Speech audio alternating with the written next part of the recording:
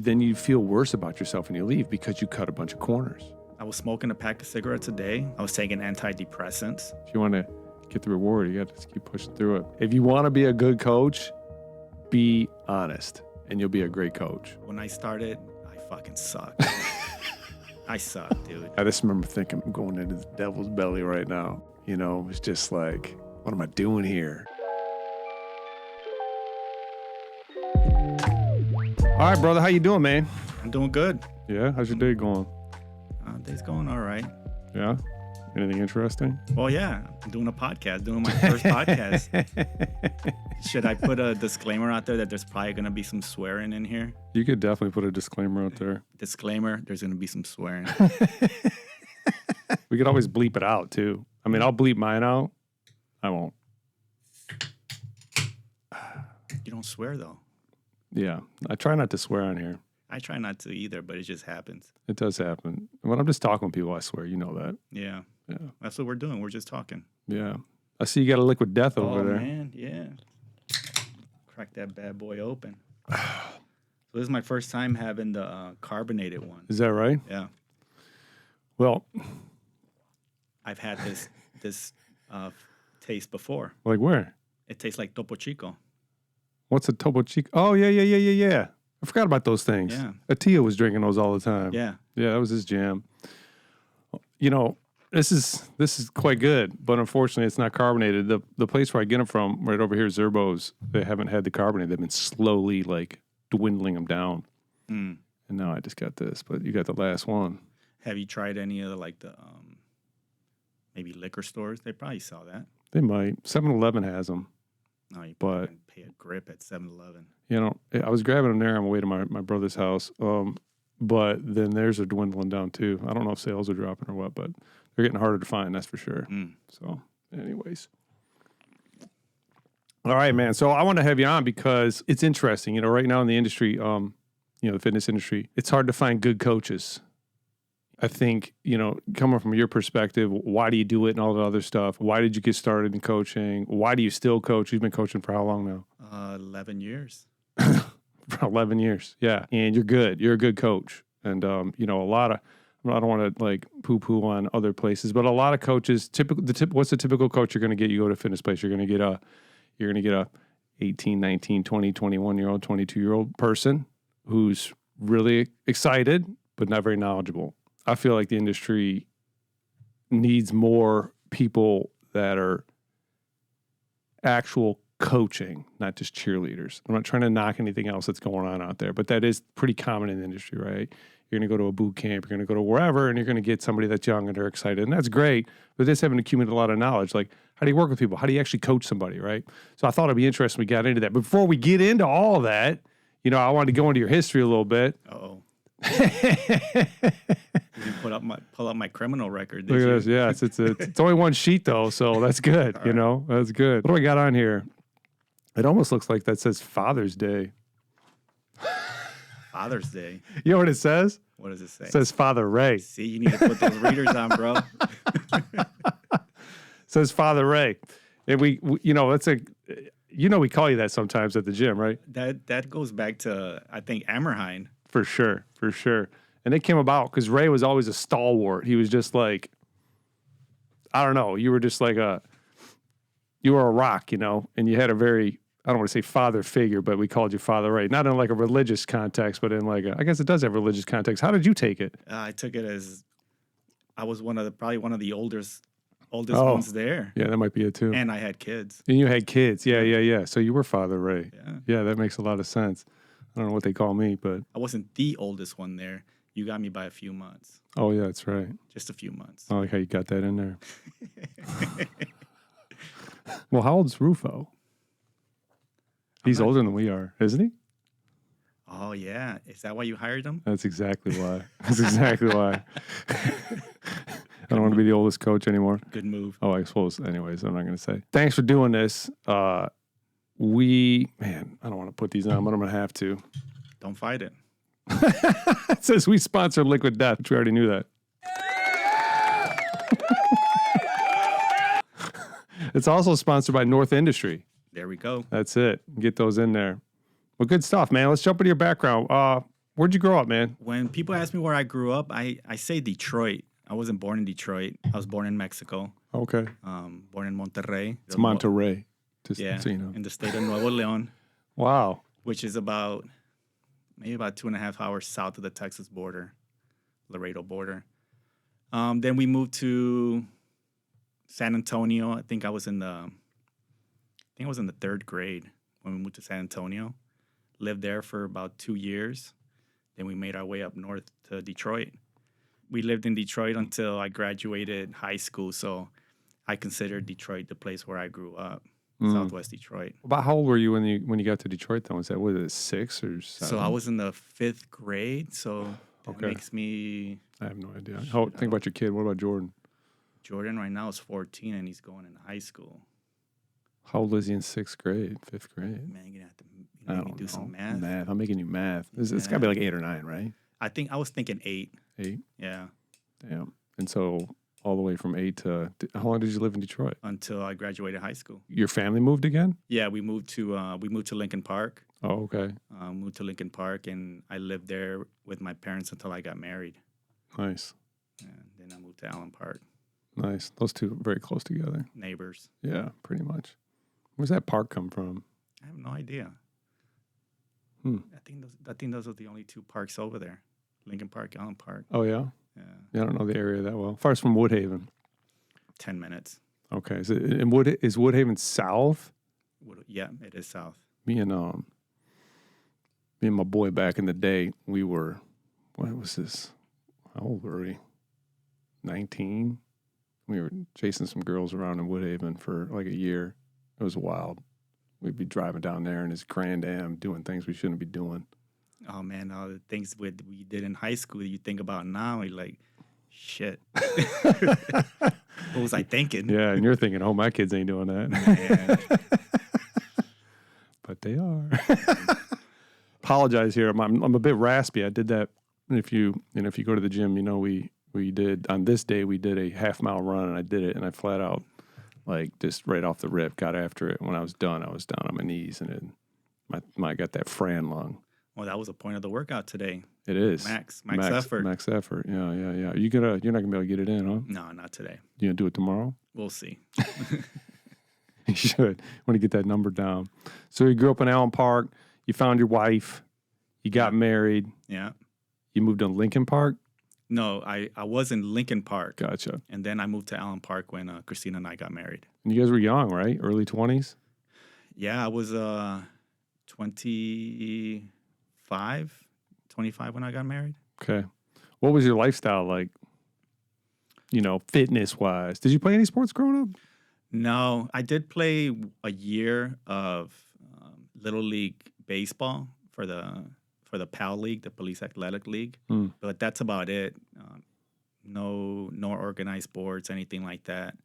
As far as fitness, I didn't really start working out until I was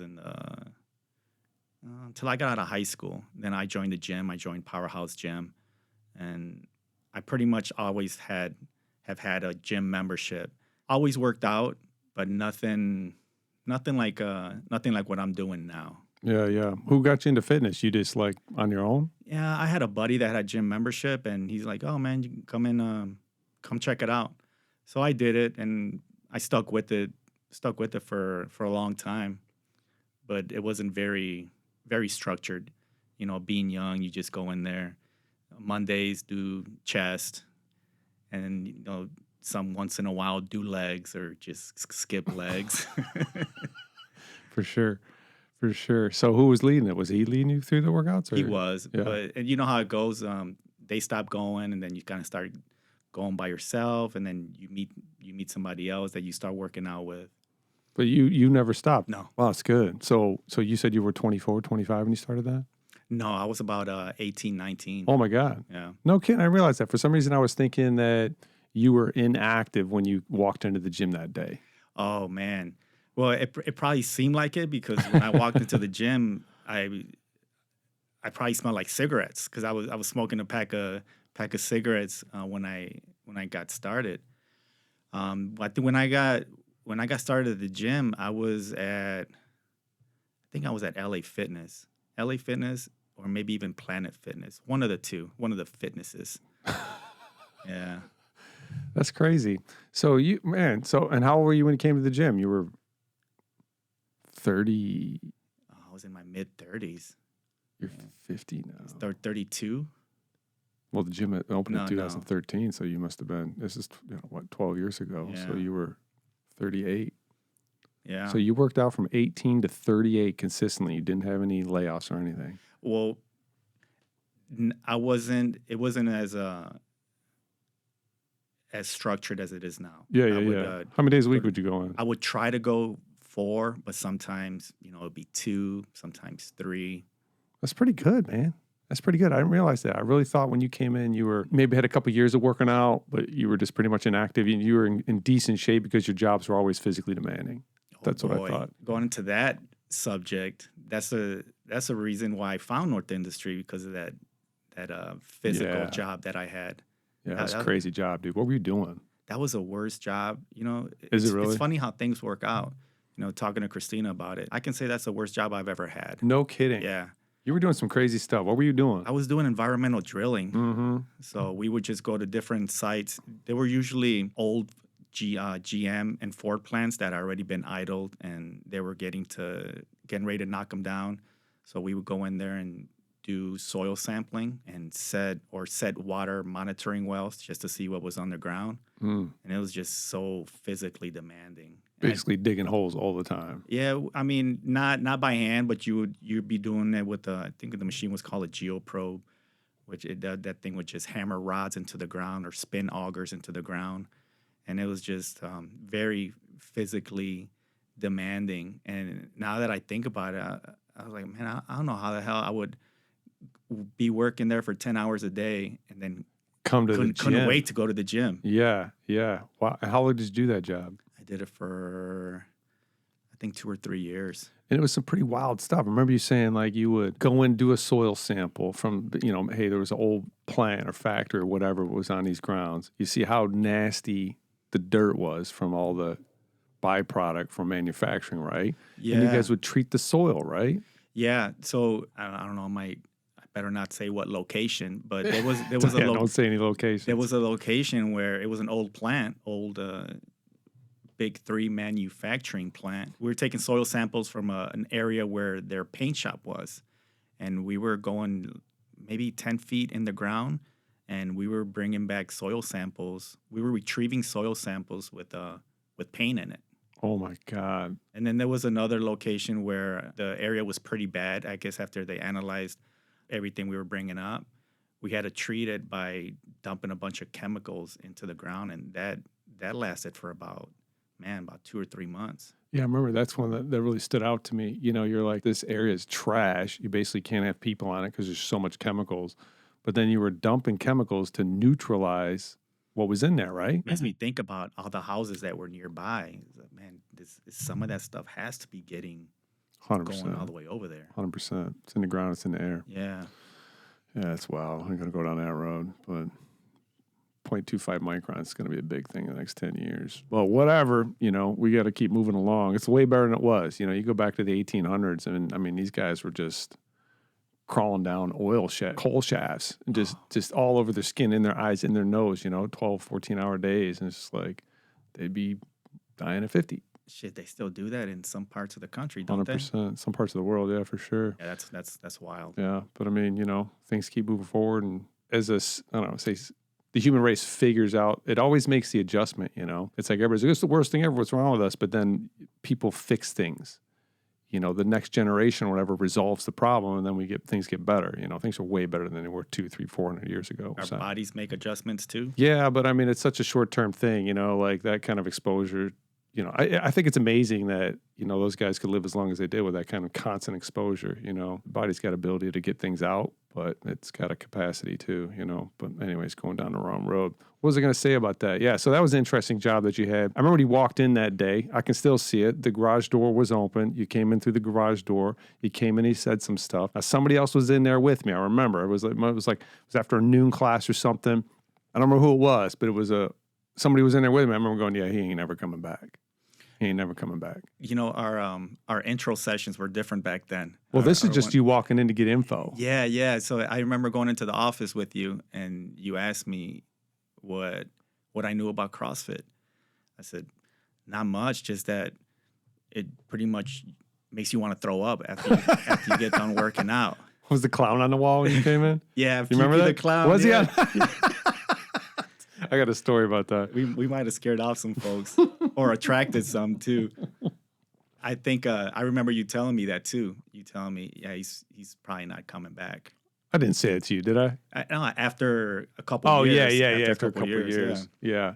I've said that before. I said it also about this guy back at Lifetime that came in, and he's just too nice. Because as a trainer, it was like 100% commission, and you had to go out there and you had to talk to people, and you had to, you couldn't be afraid of what people thought. And I saw this new trainer come in, and trainers would spin out. We'd go into the details, but you're going to make it or you weren't, and you knew in about 3 months. And new trainers, so we would 8 out of 10 out the door. Very few people stuck. And I remember this one guy came in, and I was like, yeah, he ain't never gonna make it. He ended up being my boss. Yeah. You're my boss. But so the clown, quick story on that. So we had that Puky the Clown thing with, it was like a scary muscle clown with a bucket of vomit basically. And he was just like angry and thrown up or whatever, right? And it was up in the office. I thought, oh, this is so cool, And then there's the part of me that's also owns a business and wants to not go out of business. And this very nice lady came in. She had a stroller with her. And I'm like, yeah, come into the office. And it was the first thing she saw when she came in, and she never came back. And I took it down the next day. I'm like, yeah, this is probably putting the wrong thing out there, But that was like the CrossFit mascot, wasn't it? 100%. Puky the Clown. Yeah. Yeah. I mean, it was the ethos at the time because caught its traction through like the military, law enforcement, first adopter type, head of, tip of the spear type people. And so that's really where it got its traction from. And so, yeah, being hardcore and slaying yourself every time and laying down in a pool of sweat and maybe you throw up and that's all great. It just might not be sustainable for 40 years is all. You might burn yourself out if you try and do that all the time. Yeah, I think our way of thinking has definitely changed. That's for sure. Yeah, you break our yourself. Way of training has definitely changed. Yeah, for sure. I mean, you break yourself a few times and you see other people like, start to wear themselves out and you start going, maybe you can't do this every day, this hard. I mean, I would train for a competition and we would do a strength to a max pretty much. And then we would do a Metcon all out and then we would do another Metcon all out because that's what you did when you were training for a competition. Now one is enough. Yeah, one and done. So you come in and you walk back out, but you came back. And how long were you? What was it like getting started in that? What do you remember? I remember there was only a few of us at that time because I was training in the mornings. No kidding. You came in and did that before work? Yeah. Wow. Yeah. And it changed after a while. But when I first started, I was doing mornings. It was hard, but I enjoyed it. I think, I caught the bug just like everybody else did. Yeah. It definitely helps when you just show up. You just show up and everything's already programmed for you. You just work. Yeah. That's People it. are happy to see you. Yeah. Yeah. It's like a time warp. You just show up and the next thing you know, you're walking back out and you got your work done. Yeah. And then after a couple months, now you get that competitive bug, like, oh, now I want to beat that guy. Or, it wasn't even guy. I want to beat that girl. I want to beat that girl. You get close to like, because you come in and you look up to people and they're like, oh my God, these people are wild. And then you maybe start getting close and you start to get pulled into that. Yeah. We had a solid crew back then, man. That was a good time. It was. Yeah. Yeah. We were pretty wild back then. I'm trying to think of some crazy stuff that we did. Did you do that? A group of us hung around and we did it's a 400 meter run and 29 back squats at 135 for 7 rounds. Did you do that day? Hell no. Nope. Is that a hero workout? Yeah, for sure. Is that a minion? I don't remember now. I haven't thought about the heroes in so long, No, I definitely didn't do that. I remember if I did that. Yeah. What's your favorite hero workout? I like Helen. Helen is That's a benchmark, girl benchmark. Is that the run with the pull-ups and the kettlebell swings. Yep. Yeah, I like that one. Yeah, 400-meter run, 21 pull-ups, and or 21 kettlebell swings and 12 pulls for 3 rounds. That's a burner. I remember when you beat me on that. I do too. Yeah. I think I was like 11:10, and you were like, you got like 10:47 or something that day. Man, you remember the exact time. Oh, this was like the first time you beat me, I think. Because when, I had been doing CrossFit for a while, open up a CrossFit, I'm just smashing everybody all the time. It was great. And the first time a coach beats you, you're like, or anybody in the gym beats you, it kind of jumps out at you, I was just so common that everyone beats us. It's par for the course now. You just don't even think about it. It's, it's good to see other people move on. Yeah, for sure. Yeah. So, well, that's awesome, man. Then one day, who came and asked you? Do you remember about coaching? Was it me or Barry? Barry. Did he? Do you remember what he said? Remember the day? Yeah, he just asked me. He said, "Hey, you ever thought about coaching?" I said, "No, not really." He said, "You think you'd be interested?" I said, "Well, maybe." That wasn't one of the. I think my my coaching journey is probably a lot different than everybody else's. A lot of the other coaches. Mine's. I didn't start doing CrossFit to start coaching. I didn't. That didn't even cross my mind. Yeah. Honestly, one of the reasons why I agreed to do it was I knew we needed help. You were taking on most of the classes at that time, where you would do classes all day long. Mm-hmm. We had Chris Berry in there helping out. You took on the majority of the work, so I knew we needed help. I thought, well, if I can help out, I'll lend a hand. But it turned out to be something more than that. Yeah, man, it's been awesome. That was a tough time for sure. We opened it with 3 of us.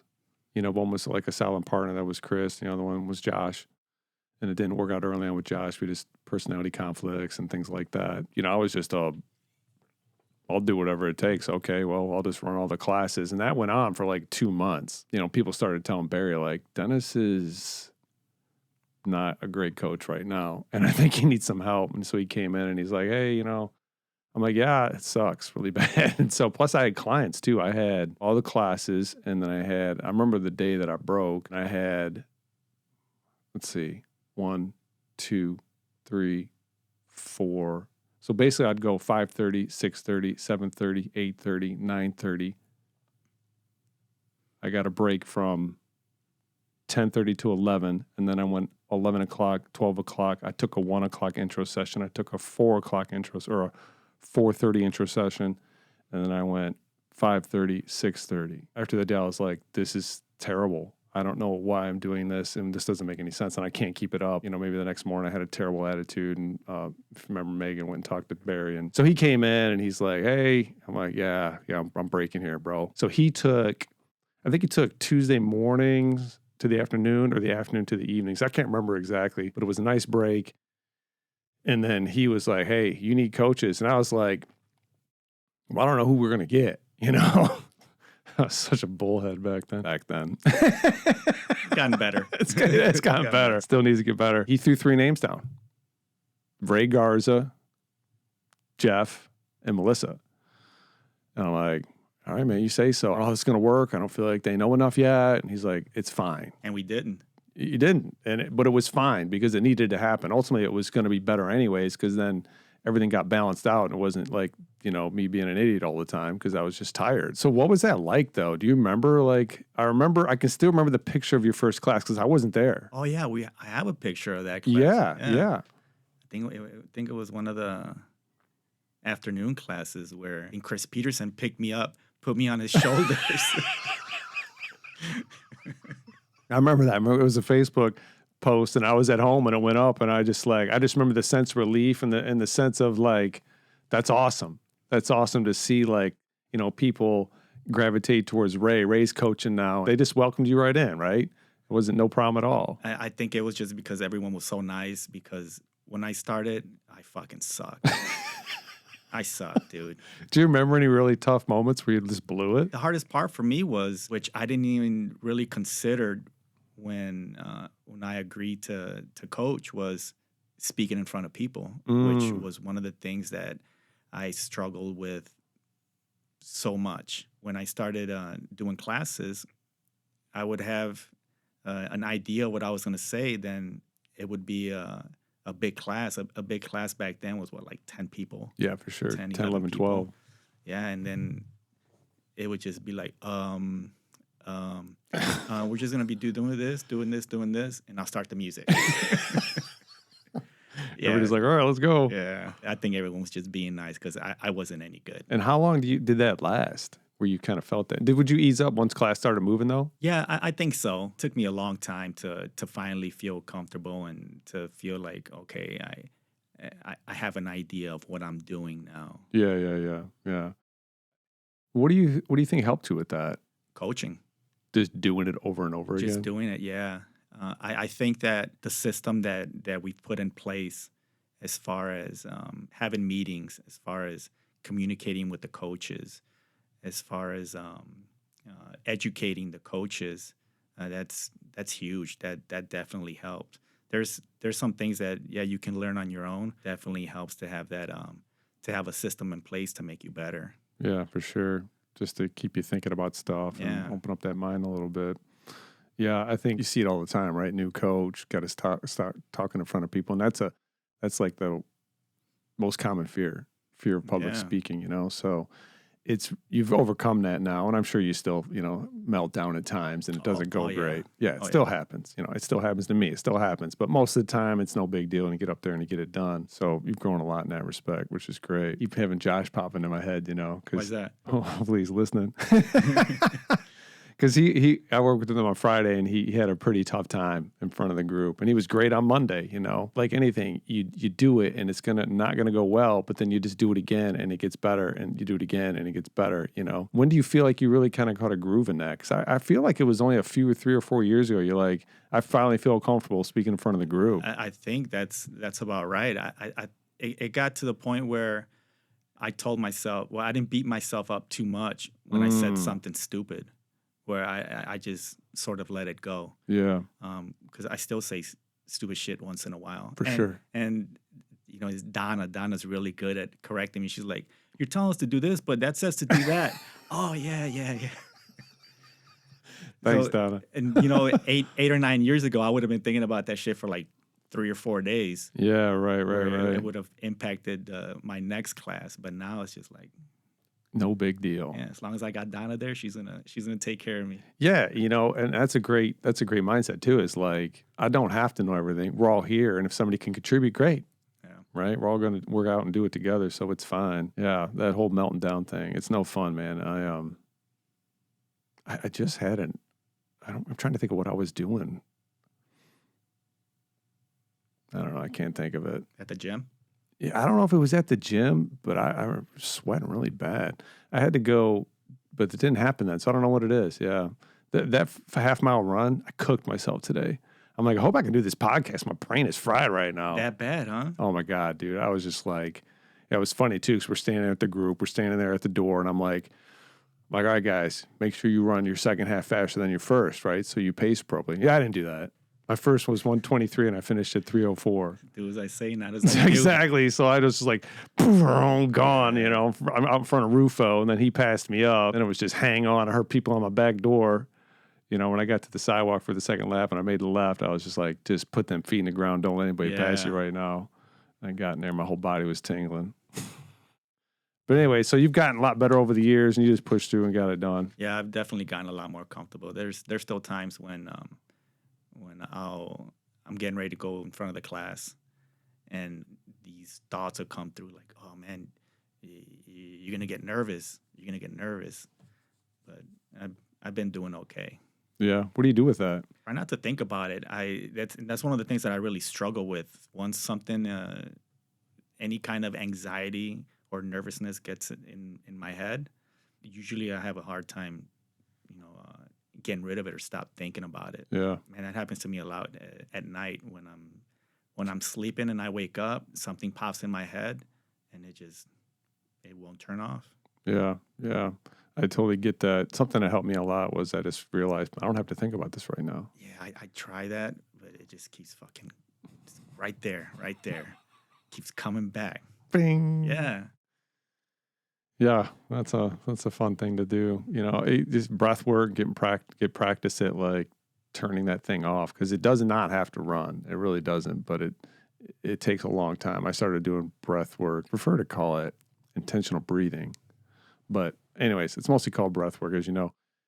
This was back like 6 years ago now, you know. I just started with 5 minutes a day. That wasn't even the intention behind it. I wasn't trying to turn off my thinking. I was just trying to get my nervous system to relax, because I realized like I was on tension all the time, you know. Like, because you can maintain, you know, think about it. You go on vacation, you're on vacation for 2 weeks. What are you feeling like on day 10 and 11 and 12?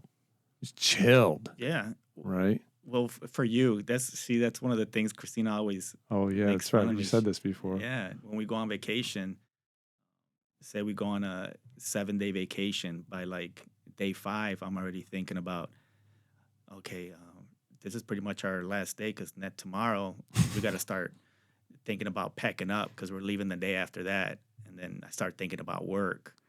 So yeah, You start thinking about, so if you're leaving on Sunday, you start thinking about packing on Friday? pretty much. Oh, Yeah. wow. Yeah, I'm thinking Friday. This is my last day to really chill and relax, because tomorrow, yeah, I'm gonna be able to relax and chill for maybe half the day, but then I know the next day I have to get up and pack and leave. Yeah.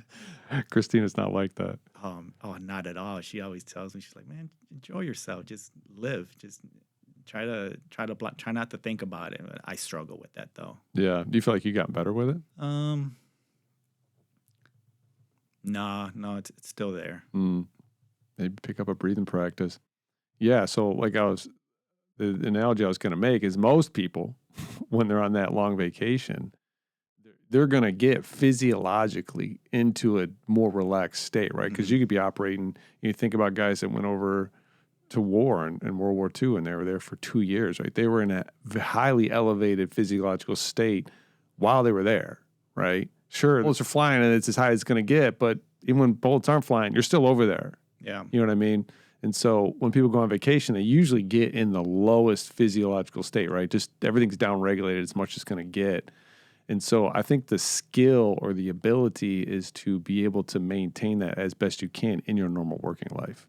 You know, it's not that big of a deal. As opposed to just waiting until you're on vacation. Yeah, exactly. Yeah, you know, so I think that's where the breathing practice comes in, and, you know, just make it a thing. You know, people exercise on a regular basis, right? So I've been saying this a lot lately. People, especially people who do high intensity training or even powerlifting or play a sport, they have the capacity, the ability, they've learned how to elevate their excitement, right? They've learned how to get excited, because in order to move fast and be powerful and to get into a uncomfortable physiological state, you have to get your adrenaline going. You have to get your cortisol up. You have to get excited. So a lot of people get good at doing that, but then they don't practice how do I go about getting myself calm again now? And they'll just maintain this state. And I'm thinking about it after that run today. I was blasted. I mean, that's the hardest I've gone in 10 years, maybe. And I was standing outside and I started doing my breath work. And so I started to feel like the tension kind of leave. And then as soon as I would stop doing it, it would go back up again. And I have to start breathing again to get it to go back down. And so, is there a certain method that you have for breath work? There's all kind of different ways out there, but you know, they all are going to revolve around the exact same thing, because there's, when you inhale, your tension, it's called tone, your nervous system tone goes up just a little bit. You can't perceive it, but that's what happens. You breathe in, it goes up a little bit. When you exhale, it goes down a little bit, and it's always oscillating. And so any breathing that's going to get you to relax, all you have to do is exhale longer than you inhale. Right. And so so it starts taking you down step by step over time, you know. And if the opposite, if you need to get excited about something, inhale longer than you exhale and you'll get excited. I don't think I'd want to do breath work to get excited. Yeah, you don't need to. You're already excited. Yeah, for real. Yeah. You need to work on the opposite of that, for sure. For sure. All right. So you start coaching, you got some stuff to overcome. And now what's coaching like now? Why do you still do it? Man, usually I get bored with things. I lose interest in things. And I sort of anticipated this happening with coaching. I figured, I'm going to do this for a while. and I'm going to lose interest. I'm not going to want to do it anymore. Mm. It hasn't happened. I think because of what we do has done for me. I think that's one of the reasons why I still do it. If I'm able to pass that on and maybe help somebody else out, that's great. I was dealing with some things when I first started Yeah. working out. So this has been huge for my mental health. Yeah. That's one of the reasons why I still do it. Yeah, for sure. It's big time for that. You were smoking too. I was smoking a pack of cigarettes a day. I was taking antidepressants. Oh, I didn't remember that. Yeah, I was taking antidepressants. I was taking anxiety meds every day. I was doing that maybe 2 years. No kidding. Before I started, yeah. Then I joined. I think after about 8 months, I started cutting my meds in half. And that was without even talking to the doctor. What made you do that? You felt like you could, or you just wanted to try? Yeah, I felt like I could. I started feeling better. I figured I'd give it a shot. I think after 3 months after that, so almost a year, that's when I talked to the doctor and said, I want to try to get off of this because I've only been taking half, so I want to try to get off of this. And she's like, all right. She's like, give it, try it, see how you feel. Haven't taken anything like that ever since. Wow, that's awesome. And then the cigarettes, I stopped. Was that a harder battle? Yeah, for sure.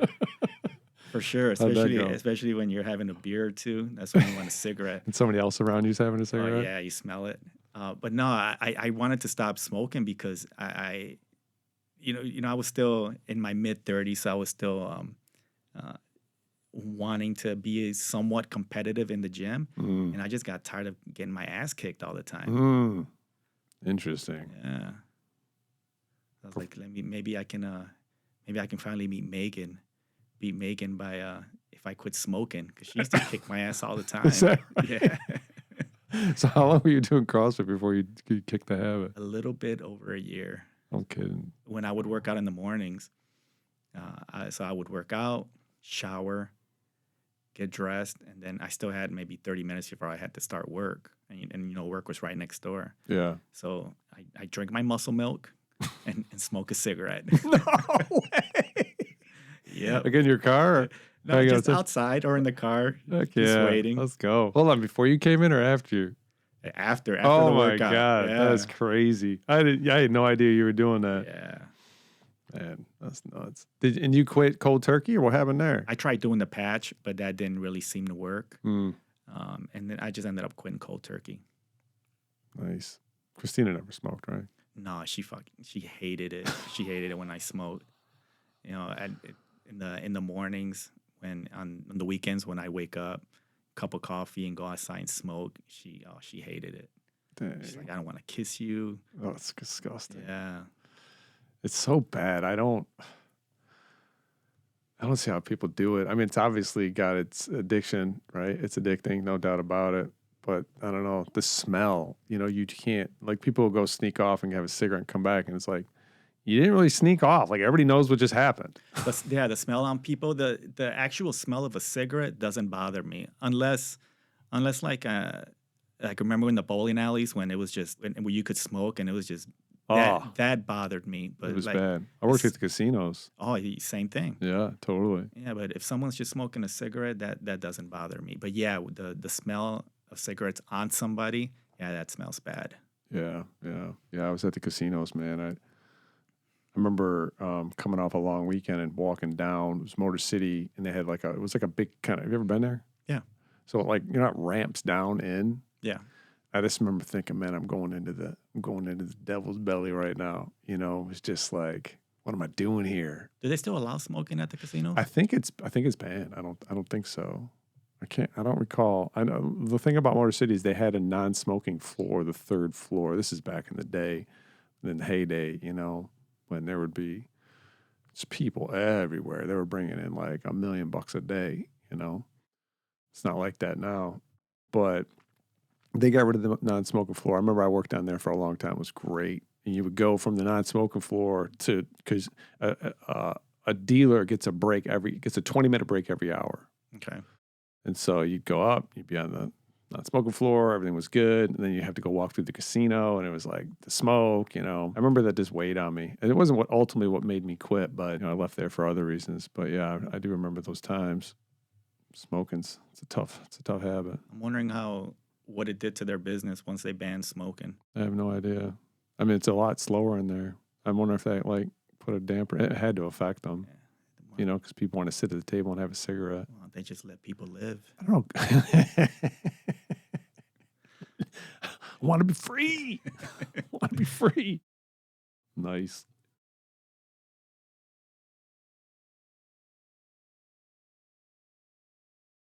What else you got? I thought you were going to talk about how you were, not taking care of yourself. You came into CrossFit one day, but I didn't realize you had been working out. That's pretty wild. Yeah. Super consistent. I'll bet you. How many partners did you have over that time frame? Oh, man. 1, 2, 3, about 4 or 5. No kidding. Yeah. Yeah. I had this one early on, high school, and he was not super consistent. It was always a situation where he's like, I'll be there, and sometimes he showed up, sometimes he didn't. Same here. Yeah. I never had a really solid, we were both getting after it. Man, it would have been nice to maybe to have been a little bit more consistent and to have a little bit more structure. But going to that gym, you go in there with the plan. Okay, I'm going to do this, do this, do this, do that. I'm going to do this many sets, this many reps. You walk in there, someone's on your machine. You're like, oh, fuck it, I'll skip that. Because they're taking forever. Yeah. And then a lot of times I'd walk out of there just not feeling accomplished. Right. Yeah, that's a thing, right? You have this, you have a plan, and then you go in there and you start to cut corners, and you feel worse about yourself when you leave because you cut a bunch of corners. Yeah. There's all these little opportunities to do something that you can feel good about or do something that you're not quite proud of.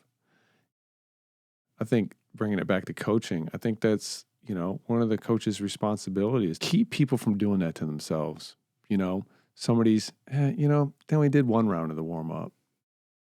They don't feel good about that. Yeah. You know what I mean? They cut some corners over here. They, took a little too long on something else, right? There's just all these little opportunities to either do more than needs to be done, do what needs to be done, or cut a corner. And if people are cutting 5, 6, 7 corners when they're at the gym, they're just not getting the same pump out. They're not getting the same, mental pump, mind pump out of it, I think it's pretty big as a coach to hold people accountable when they're there. Yeah, I'm sure it happens at the gym. It's not as common as the situations that I was in, because going to the gym, it's pretty obvious if you're not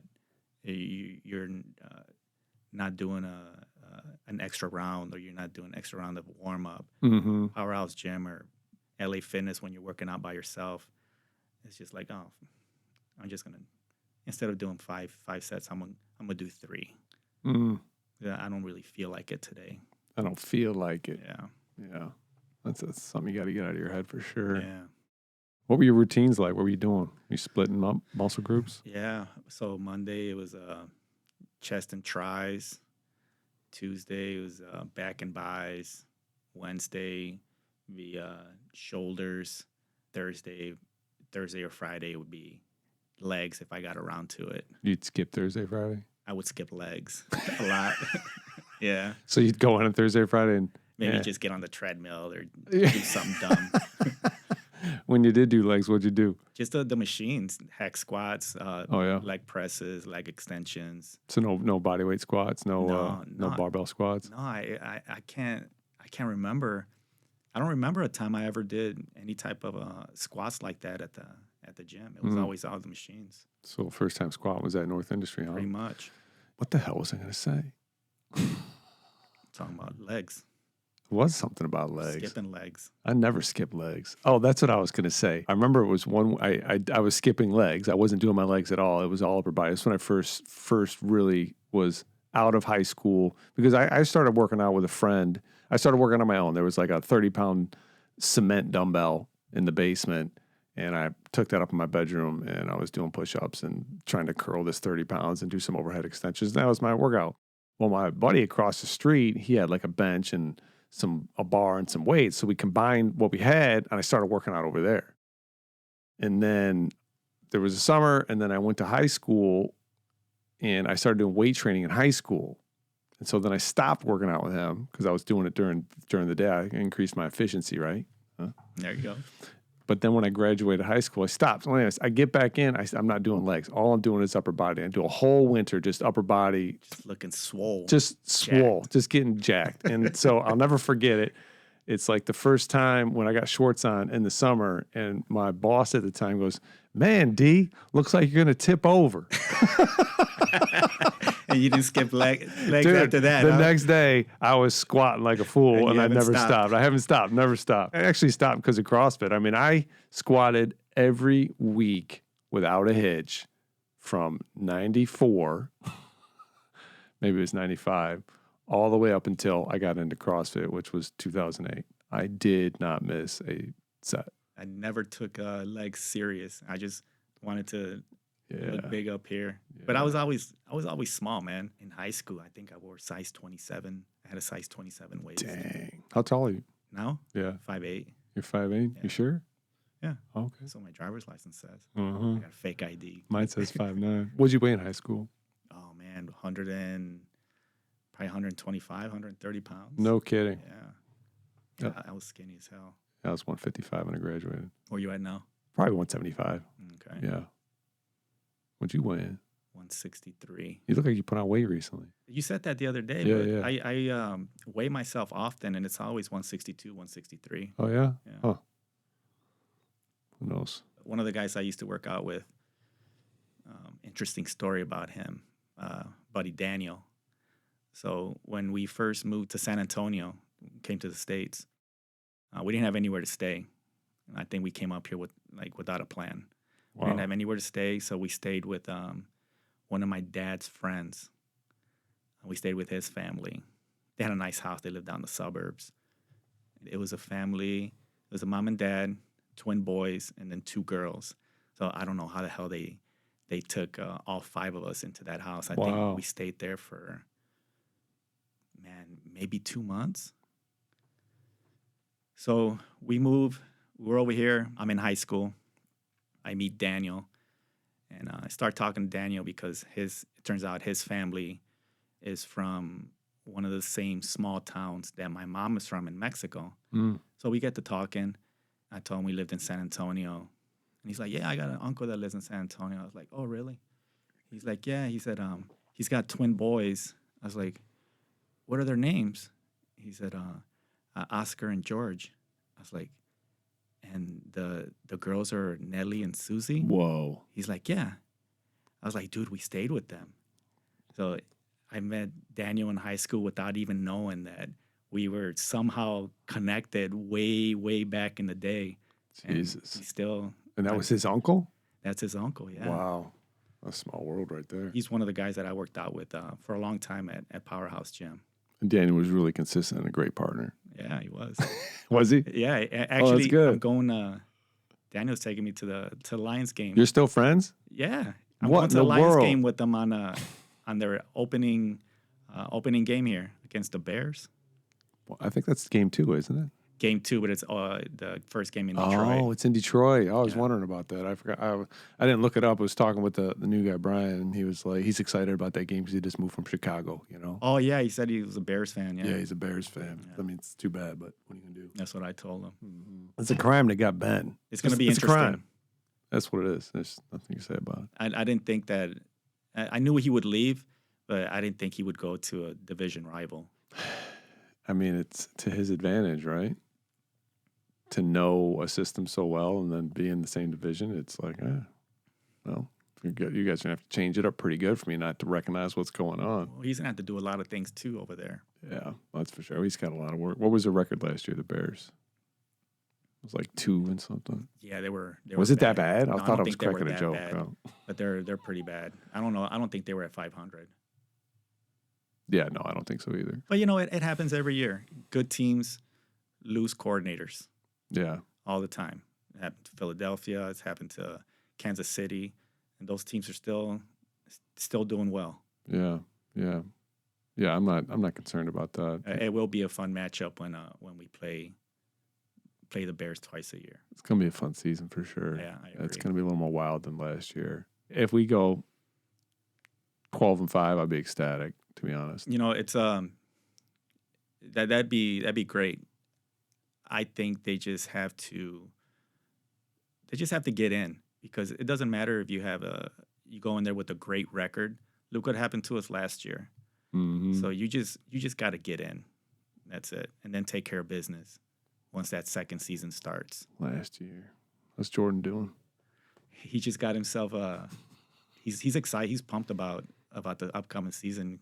Got his fantasy football team already going. Got himself he just got in the mail yesterday. Who was it? A Branch jersey. Oh, Brian Branch? Yeah. Nice. Who did we pick up? We got the Tesla guy. He seems to he might be all right. It seems like he's going to work out. Yeah. Still hoping that we sign Zadarius. I don't know what's going on with that. Yeah, that's still no one signed him yet, and he's still out there. I guess there's still talks of him possibly coming back. I think he'd be a really nice compliment to Hutch. Hmm. Oh, that guy. Yeah. Oh, no kidding. Yeah, he did pretty well in that game where we were just defensively decimated, and they actually shut him down. I don't remember what team that was. Yeah, and he had a decent season. I think he had like 8 or 9 sacks last year. Wow, that's really good. Yeah. I've been saying that. They need somebody opposite of Hutch just to like, what are you going to do now? Right. What are you going to do? Right.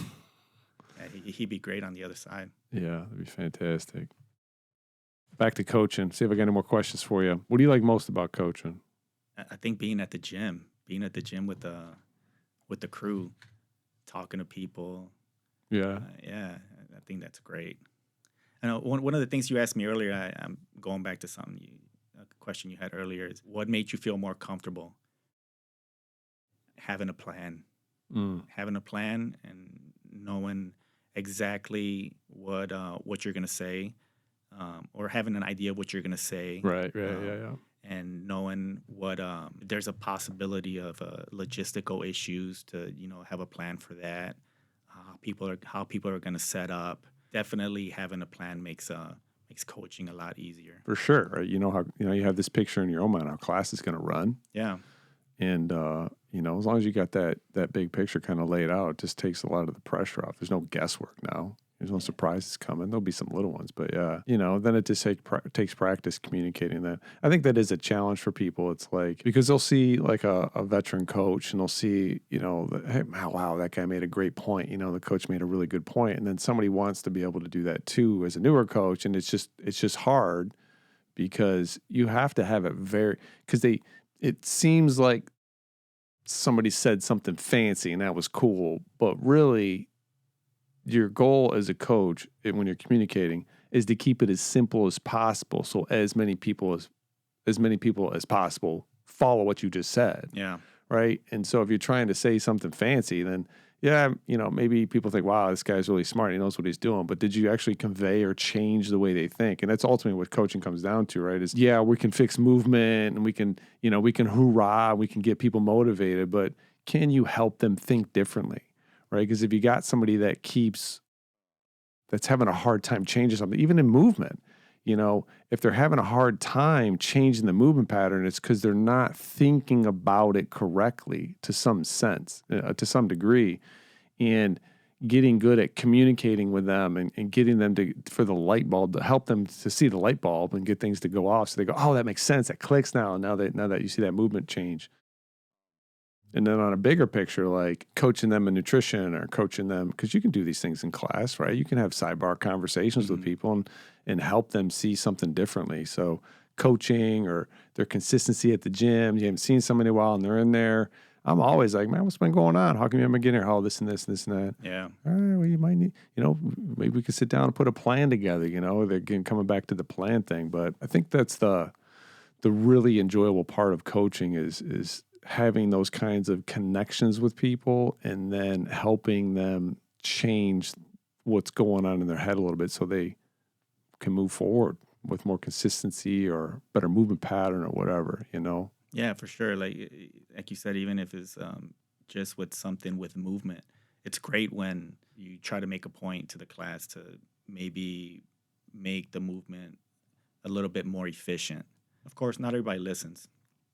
That's just how it is. But it's great when someone comes up to you after class, like, hey, man, what you said really made it easier for me. It helped me. Yeah. I'm like, wow, it's great. Even if you get one person that got the point across, it's fucking great. That's a great class. It's a great class for sure. Yeah, somebody comes up and says something to you like that, you know. If you could do that at one time every hour and you end up running, you know, you do what? You do 4 classes a week. Yeah. So that's 200 classes a year. You just like influence people in a positive way 200 times over a year. Like that is having an impact, you know, and those breakthroughs do more than just improve that movement, right? Like that goes down into the person. It goes down into, I don't want to go too philosophical on this, but it goes down into their being to some degree, and it raises their belief that if I can improve that, then I can improve something else. Yeah. You know what I mean? It really changes like the bigger picture on people, whether they realize that or not, you know, and you keep giving people those, because you can't really give it. You help people see those things, and you're just raising their belief in every aspect of their life, you know, getting wins. I said this on a podcast, I don't know which one, it was a few ago. Longtime client I had, and this dawned on me until, I didn't really think about this or realize until she told me the story, but, you know, she's up on this vacation, whatever. She's got a bike and she's going up this ginormous hill, right? And it's literally like a half-mile hill. And the whole time she's having that conversation.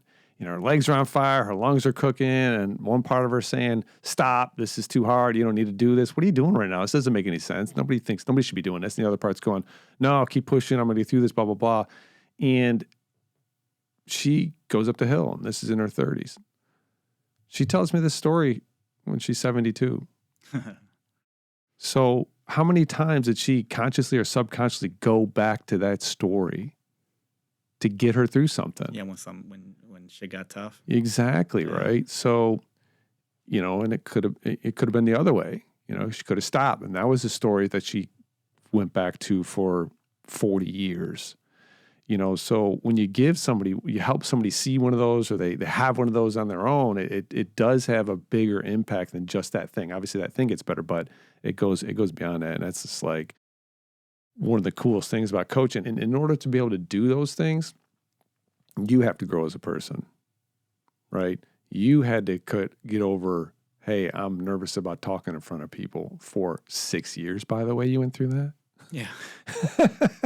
Yeah. Because if you're really nervous, you got to find some calmness in you to convey a message to somebody like that, right? Goes back to having a plan. You got to have a plan. 100%. I think that's step one for getting yourself to calm down when you're in front of people is, I know what I'm going to say. Yeah. And I also know that if I say something dumb, it's much better to laugh at it than to melt down about it. Yeah. Yeah, 100%. Yeah. Coaching's great, man. I love it. You know, there's most of the days I go home and tell Chris, class was great. Class was great today. Yeah. Yeah. And now that we have big classes, you know, now that we have class of 20, 24 people, man, that's The vibe. yeah, it's awesome. What a difference from where we were at, you know, when we were doing our big PM classes were like 6, maybe 10 people. Way back. Yeah. Oh yeah, I remember when it hit. I've seen it happen multiple times over because you know I'd be in there in the morning or whatever, and you know getting over something else silly that just happened, and the class size is small again, you know, and it's 4, and then you're like you kind of get used to that, and then like 8 show up one day, and you're, I got a big class, it's 8, you know. Now we're just like on the regular, hey, 15 is completely manageable. Like you don't even think about 15. I remember also back in the day, you know, you'd have 9 and you'd be, you know, getting ready for class, and then 11 would show up, and then 12, and then 15. You're like, oh, yeah. I remember the time when a bunch of people came from another gym to join our gym, and you know, these were all. I remember that time. These are all competitive members. Super fit. Yeah, so you know, they walk in, and I'm like, You're right. You feel like, they're fitter than me. How do I coach them? Right. Yeah, and some people have that attitude when they're fitter, you know. They're like, what can you tell me? I'm fitter than you, bro. But it's obviously not the right attitude. Yeah, man, good times. Things have changed so much, just so much. It's really been great to see.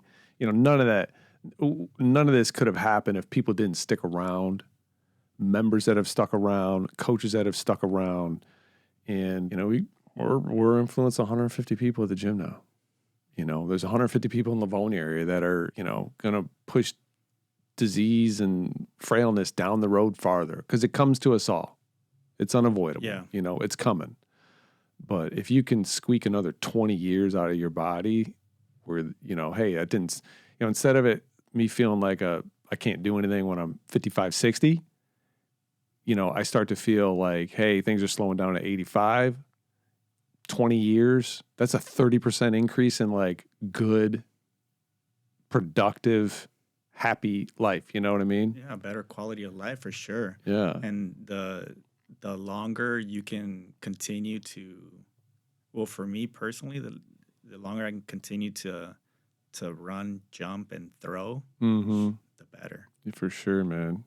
Getting down on them Lake Michigan beaches and. Well, I can't swim. I'm talking about maybe running. Well, just throw a frisbee, in close to the water. Yeah. Let somebody else go out there. Yeah. You went up there that time with Cheyenne and Austin, man. I'll never forget the Platte River. Oh, when we went canoeing, kayaking.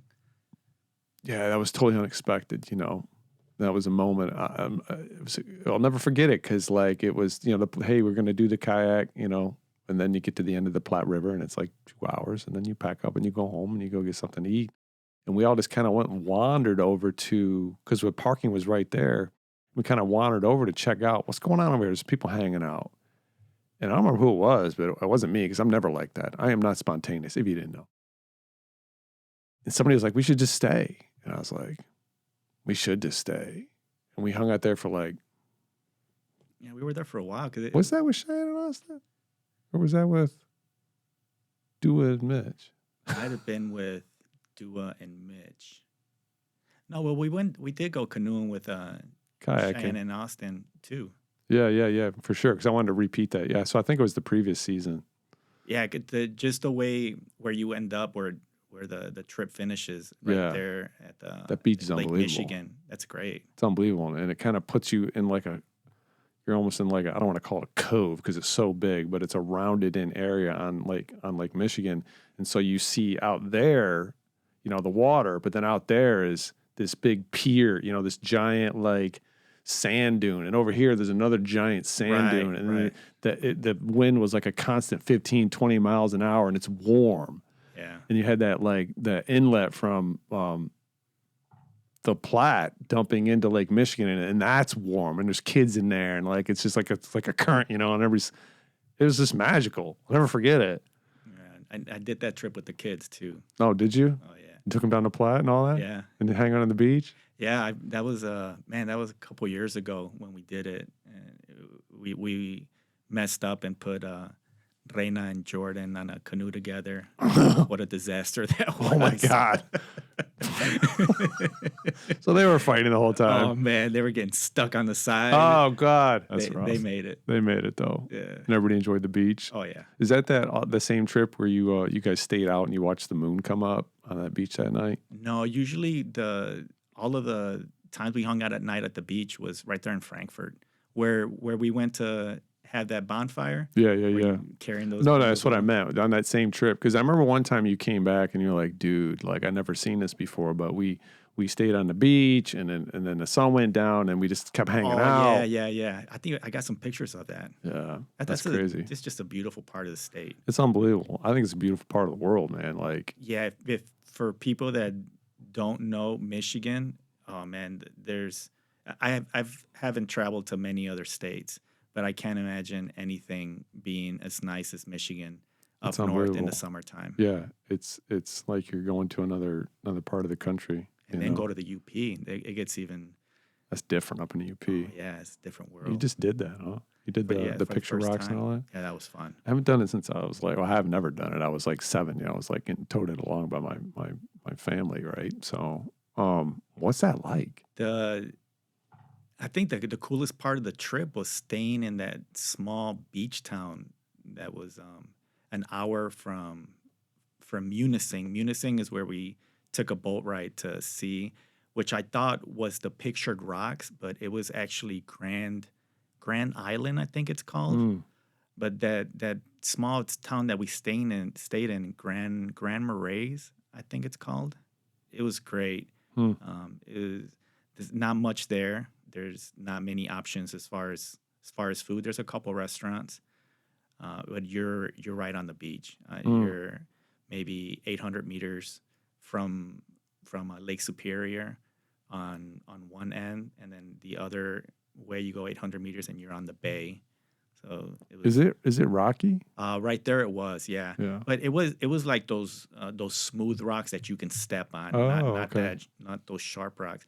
And that was actually I was telling Donna about that I didn't know looking for rocks up there was such a big thing, because when we were at the beach one night having a fire, there was so many people out there. Just looking for rocks. Yeah, with their UV lights. Yeah, it's a specific kind of rock, right? Yeah, the Uper, I forgot what it's Yeah, I called. don't know what it's called. But I guess when you shine that light on it, it illuminates something wild. Yeah.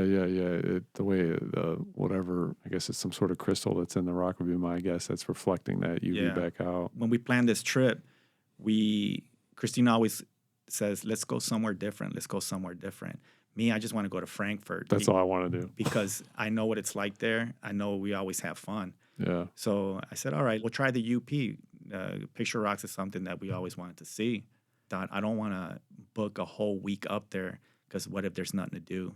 Yeah. Man, what a mistake that was. We should have Oh, yeah. stayed there all week. So you just kept going to the beach? Yeah, we would go to the beach a couple of days. We were only there for 3 days. Mm. Go to the beach a couple of days, mostly have a fire every night at the beach. And then we ended up driving down to Sheboygan, where I've gone through there, but I never hung out there. I figured, okay, that looks like a beach town. Might be fun, because I considered driving to Frankfurt from the UP, but that was going to be like a 5-hour drive. Oh, yeah. And we didn't. I was like, no, that's going to be too much driving. We'll go to Sheboygan. It's only 2.5 hours away. But there wasn't that much to do in Sheboygan. No. No. This beach again, or? They had one beach there, which was probably about 10 minutes away. And it was like that hard packed sand where you can't even put your toes in the sand. Oh, gee. And It's the like water walking was on cement. The water was so warm, and it was so shallow, man. You can walk out a long ways, and you were that's still different. only waist deep. That's different. Yeah. Huh. Yeah, I don't go on that side. You know, I'm kind of like you, where it's like, listen, I know this is a win over here. Yeah. I don't take a lot of time to myself for things like this, and I want it to be a win. That would suck to take like 4 days and be like, this sucked. You know, I didn't enjoy this. Yeah, you can't go wrong with Frankfurt. Yeah, you can't go wrong. Frankfurt's crazy. It's grown a ton too. There's like, when I was up there, there's what, 15 restaurants now? Maybe 10, 12? Have you driven north and went to Fishtown? Yeah. That's a Fishtown's pretty cool. Yeah, it's a cool little town too. Yeah, I got my fish sandwich there at a golf club. It was delicious. Yeah. Yeah. I was up there for a wedding, and I was like, I'm going to go hit up Fishtown. It smells different parts. If you go out to where the fish are coming in, Yeah. that was different. Yeah, well, there's a couple of restaurants right there, right on the water. Yeah, you get good water food. Yeah. I just made that up, you know. Is that a thing, water It's food? seafood. Yeah, seafood. It's not the sea, though, you know what I mean? It's the lake. Water. Well, I guess, yeah. what I'm saying. Good lake food. Good lake. Fresh lake food. Get that lake food, boy. How has coaching changed you, Ray? Keep going down these rabbit trails. We just stay on this coaching. I think it's definitely made me more confident speaking in front of people. Yeah, that's a big win. Yeah, that's the biggest one, man. I don't think about it too much now. I'm getting ready to start class. I know what I'm going to do, know what I'm going to say. Yeah. It definitely made me more confident. Yeah. I guess for any coaches listening, some other tips besides having a plan. Well, step one, have a plan. Another thing you could do is, you know, think about it. Like, so imagine you're sitting there and you haven't said anything to anybody and people are filing in and you haven't talked very much. And then all of a sudden there's people there and now you got to start talking. It's a little bit like, it can be a little bit awkward. But if you're having conversations, if you're saying hi to everybody and you're having conversations with people who are coming in, then it just happens naturally. You've already said something to everybody. You've had that connection to some degree. And now we're just rolling into it, guys. All right, bring it in. Let's get it started. You know, it's not like this awkward moment, which I see happen often when coaches are busy thinking about what they're going to say and not connecting with people as they're coming in. Yeah, I always try to give somebody a fist bump, Yeah. shake their hand. A couple members in there always give me hugs when they see me. So I don't think that has anything to do with coaching. I've always just been that way. I'm a hugger. Yeah. I shake people's hands all the time. Yeah. Contact. Yeah. Yeah. Contact is connection. So connecting with people before you start trying to address them is very helpful. Create that that oxytocin. Whoa. Yeah. I was watching Jordan Peterson the other day. Dang, Jordan said oxytocin? No, I think the guest that he had on there. Which episode? It was a female talking about body language. Oh, yeah. I was listening to that one and I started thinking like, man, it's making me think about all these things. I don't know if I want to think about these things right now. Yeah. So what else can help coaches, calm down, know what you're talking about? That always helps. Don't talk about what you don't know. Yeah. That's a big one. Just keep it within your knowledge. Don't try to go outside of that. Yeah. You're in uncharted territory, and maybe you pull it off, but most likely not. Yeah. It takes if you're going to communicate a message, you got to know it well enough to where you're calm when you're sharing it. And if you're not confident in it, then they're not going to be able to pick up on it. Yeah. Yeah. So stay in your wheelhouse. And if you don't know, this is a thing for coaches a lot. They're afraid to say, I don't know. Somebody asks them something like, I don't really know that. I think they can have a tendency to think that makes it look like I don't know what I'm talking about. But what it really does is it builds trust. Hey, this person is not going to just tell me something if they don't know it. Yeah. And then when you do tell them something, then they listen to you. Yeah, because it'll be a lot worse if you they ask you something and you just tell them some bullshit. Yeah. And then they end up finding out that, that's not accurate. That's definitely a lot worse. Yeah. Yeah. What's worse, they found out or they never found out? I think it would make the coach look worse if they found out. It does. Told them some. But from the person's perspective who got the BS, see what I did there? Yeah. Yeah. Yeah. Now they're going around with some BS in their head. Yeah. And that is quite often in the fitness industry. That is one. They're both bad. Yeah, they're both bad. Both aren't good. That's why you just to be honest with people. If you want to be a good coach, be honest, and you'll be a great coach. Because then people can trust you, and you can build trust. Coaching comes through trust. Man, I was about to say something. What are we talking about? Coaching. We were definitely talking about coaching. BS and people. I forgot. I didn't get my carbs in after my workout. It's that half mile blew you out, bro. Dude, it was so hard. I was like, I was 6th, 8th done. So I was on the back corner making the left for the long haul into the wind. And my whole body was burning. I felt my left side of my abdominal wall just like pulling into my spine. I'm like, you're not breathing right. Don't slow down. No, there's somebody right behind you. I'm surprised you did it, man. So was I. I had no intentions of it. And like 14 minutes before class, I was like, all right, let's go. I just got up and got ready and went in there. Got your head right, huh? Yeah. I got my head right. All right. Yeah. So coaching tips, be honest, build relationships, think long term, And then educate yourself, if you don't know. You definitely want to try to be better. Yeah. You can have a good class. But what do they tell us when we did our L2? Could it be better? Yeah. That's one of the things. I think the L2 was better than the L1. Oh, yeah, man, for sure, for coaching. Yeah, I'll never forget the guy. You had to like run. There was like 8 people. We were doing sumo deadlift high pulls and something or other, and I'm standing. I'm in the macro position, and I'm looking at everybody, and I'm like, "Yeah, man, it looks pretty good." He goes, "What do you think?" I think they look pretty good. He goes, "Yeah, but could they be great?" Yeah. And I was like, "Damn, yeah, I could go in there, couldn't I?"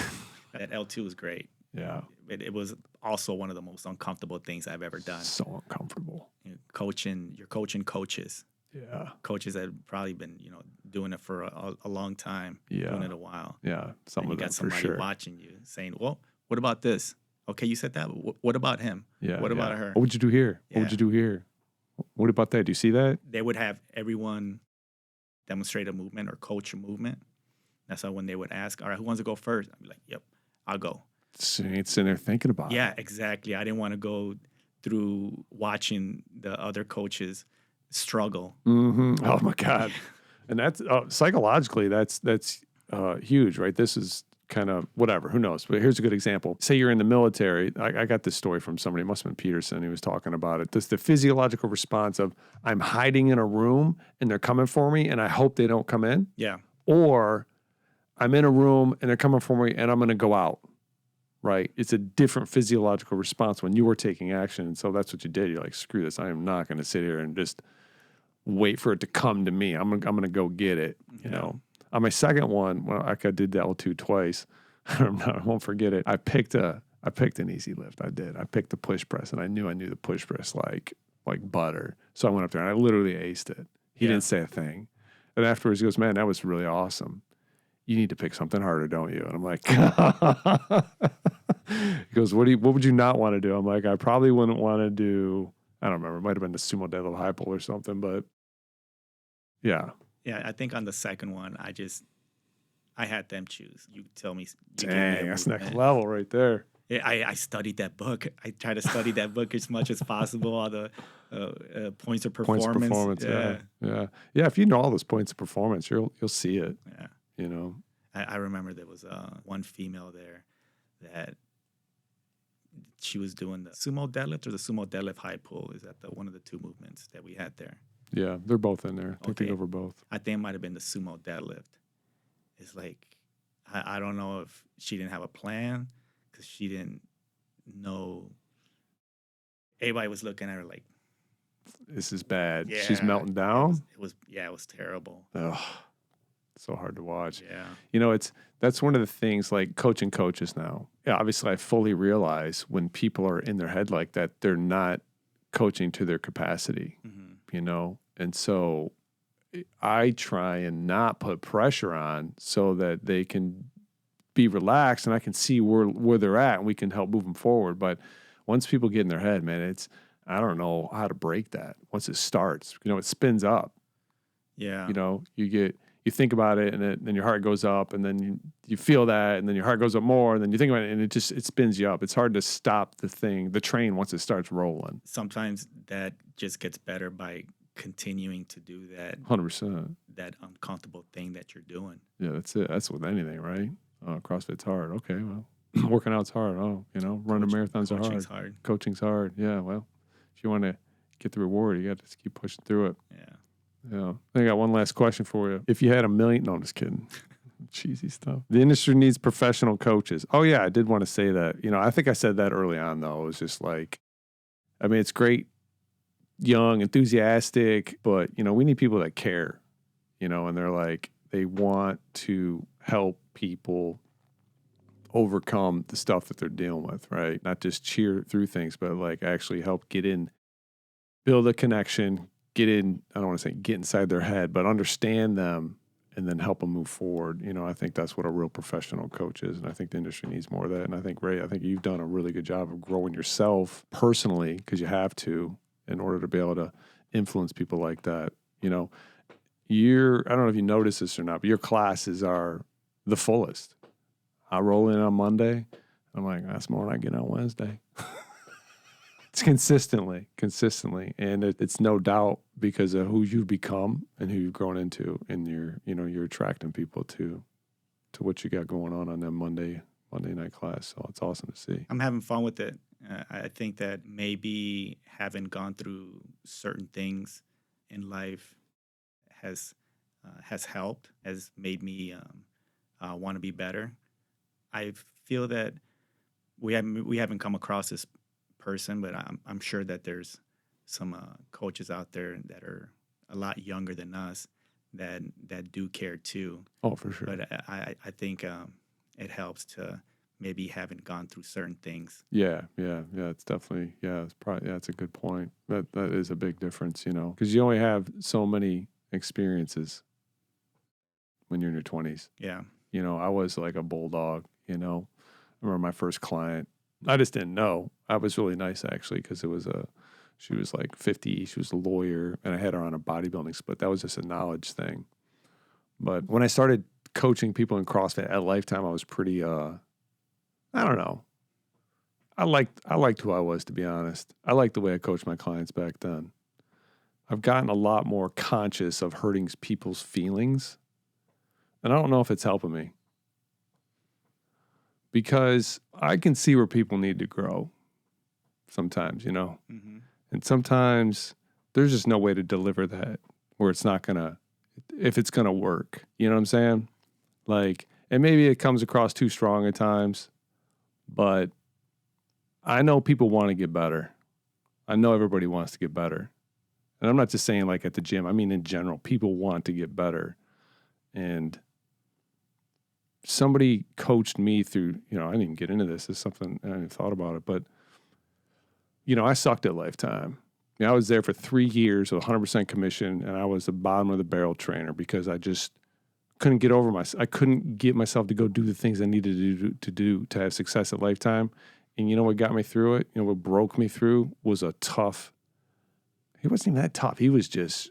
Well, I'll tell you the story. I wanted to wrap up, but I'll tell the story. Let's hear it. So, you know, I was struggling. You know, it's 100% commission. You have to go out on the floor. You have to go talk to people you don't know, and you have to go generate business. And I didn't have a manager. Managers there, just the managers at the time just didn't care. You know, so I had a manager, but he didn't care. He didn't do his one-on-ones with his trainers. He didn't help anybody. And then he got replaced with a new manager. And hey, shout out to Ryan Malika if by some chance you're hearing this and you're in Texas. And so I got a new manager, and we're doing one-on-ones now. So we go have our one-on-one meeting, and we sit down. He goes, hey, so Dennis, it looks like, you know, you're a little bit struggling financially here. Is this something you want to do? Do you want to get better? He's like, yeah, of course I want to make more money. I go, all right, let's put a plan together. Awesome, Ryan. Appreciate you, man. Let's put a plan together. And it was a weekly appointment. Come back a week later. Say, hey, man, how'd the plan go? Yeah, I didn't do it, Ryan. Okay, that's cool. Let's put another plan together, and then we'll meet again then. All right, cool, man. Appreciate it. Put another plan together. Basically the same plan. Come back a week later. He's like, how'd it go? I was like, I didn't do it, you know? And I'm thinking to myself, I might be getting in trouble for not doing what this guy's asking me to do, you know, something or other. And he goes, well, Dennis, if you were me, what would you do? And I think to myself, well, if I tell him that I would write me up, then he'll know that I know what should happen, and he won't do it. I was like, well, I'd write me up because that's exactly what I'm going to do. He pulled out a piece of paper and he wrote me up. Guess what happened when we met the next week? You were on it. I hit my goal. Yeah. Yeah. So that's coaching, right? That like held me to what I said I was going to do. And that's what I needed. And, you know, had he not done that, I don't think I would have quit. I think this is what I was supposed to be doing. And no matter what, I was just going to keep hitting my head against the wall until it happened. But he helped me break through, you know. And then another guy did a similar thing for me in a different way, but that was Joe Miller. And then Brooklyn Netherton helped me too, right? Like seeing how that impacted me, I want to hold people accountable like that, you know. And I think sometimes maybe it does come across a little bit rough to people, but it is never because I'm being a jerk and I just want to see you uncomfortable. It's always because I care and I want to see you move past where you're at. And I know that person does too. It always comes from caring, you know. And I just think I get, you know, misread at different times. All of us need to hear things that sometimes we don't want to hear. Yeah. It's just how you relay the message. Sometimes you just have to find a way to relay that same message that you want to hold them accountable, but it's not gonna that same method is not gonna work for everybody. So I think it's just about how to relay that message to that certain individual. Just like coaching, you get somebody in the gym that, you know, you pretty much know what they're like, and they're one day and, you know, they don't seem right. They don't see themselves. You still want to relay some sort of message, but now you're gonna have to find a way of how to relay it, not just how you would normally do it. Yeah. Yeah. That's very true. I've tried to work on that. I think I do, but part of me just doesn't, you know, it's tough. Well, people don't like to hear something that they know they're doing wrong and you're trying to hold them accountable. People just don't want to hear it. Yeah. They should, because you're trying to help them, but just get offended real quick, real fast, or they don't really realize what you're trying to do for them. Yeah. which is make them better. Yeah. Help them get better. Yeah, that's the tougher part of coaching, I suppose, is being able to change your dynamic to be able to connect with more people and help them along. Yeah.